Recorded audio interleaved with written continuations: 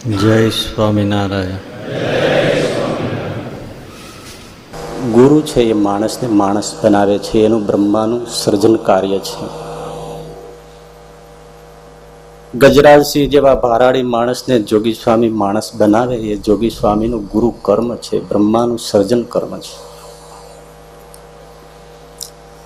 હમણાં એપ્રિલ મહિનામાં મેમનગર ગુરુકુળનો એક વિદ્યાર્થી કચ્છ ભુજમાં એક સંસ્થામાં ઇન્ટરવ્યુ આપવા માટે ગયો. રાત્રે બસ પકડી 11 વાગે પહોંચાડ્યો. 11 વાગે ઇન્ટરવ્યુનો ટાઈમ હતો એટલે તરત બ્રશ કે વગેરે કરી અને સીધો જ ઇન્ટરવ્યુ માટે બેસી ગયો. ઘણા માણસો હતા. એમાં 1 વાગે એમનો વારો આવ્યો હશે. ઇન્ટરવ્યુ લેનારા એ થોડું એ સમય હશે ને એની કઈ રીત હશે એટલે કહ્યું કે પહેલા તમે થોડા નાસ્તા પાણી બધા સાથે કરી લો, પછી આપણે બેસીએ. અમને કહ્યું કે હું નાસ્તો તો નહીં કરી શકું. કેમ? કે મારે હજી નાવું ધોવું, મારા પ્રભુની પૂજા પાઠ એ બધું બાકી છે. તો પાણી પીવો. ના, અમે પાણી પણ ન પી શકીએ. એવું છે? હા, બસ લેટ પડી એટલે મારે આવું થયું છે. તો મને એનો કોઈ દુઃખ નથી, તમે ઇન્ટરવ્યુ ચાલુ કરો. તો કે ના, આવી રીતે તો ના હોય. 2 માણસોને બોલાવીને એમણે કીધું આપણો VIP રૂમ ખોલી આપો, 2 જણા તમે સાથે રહો, એને સ્નાન કરવાની સગવડતા આપો, પૂજા પાઠ જેટલો સમય કરવો એટલો કરવા દો, પછી એને ત્યાં જમાડો ને પછી લઈ આવો. લાવ્યા ને ઇન્ટરવ્યુ લીધો અને એમણે કીધું મારે કોઈ ઇન્ટરવ્યુ લેવો નથી, ક્વોલિફિકેશન મેં જોઈ લીધું છે, હું તમને આ પદ માટે નિયુક્ત કરું છું, એપોઇન્ટમેન્ટ એટલે આપી દઉં છું.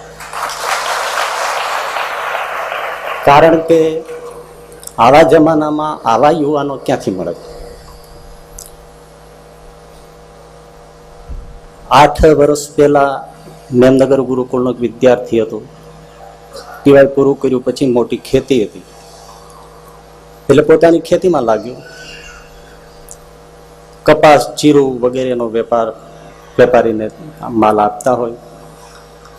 આ વર્ષે એ માલ બધો અપાયો હશે અને એનો હિસાબ પૈસા વેપારીએ ચૂકવી દીધા. ઘરે આવીને પોતે જે નોંધ કરી હોય કેટલો માલ આપ્યો એની સાથે સરખાયું તો વેપારીને ભૂલ હતી ને 2 લાખ રૂપિયા વધારે આવ્યા હતા. આપણા વિદ્યાર્થીએ વેપારીને ફોન કર્યો કે તમારી ભૂલ છે ને 2 લાખ રૂપિયા વધુ આવી ગયા છે, તો આવતા જતા લઈ જજો. આ ગુરુકુળના સંસ્કાર છે. નીતિમય અને ભક્તિમય જીવન જીવવું એ સદગુરુનું કર્મ છે. આપણે શુક્રવારની સભામાં યુવાન આવીને પછી સત્સંગી થયો. આ વેકેશનમાં વિદેશની કોઈ ટૂર પેકેજ હશે, એમાં પરિવાર સાથે ફરવા ગયા હશે, એમાં દુબઈ પણ હશે. દુબઈમાં રોકાણ દરમિયાન રાત્રિ દરમિયાન કોઈ ડાન્સ ને પાર્ટી માણવાની હશે. આ યુવાન એમાં બેઠા પછી લાગ્યું કે આ ઠીક નથી જોવું એટલે બહાર નીકળી ગયું.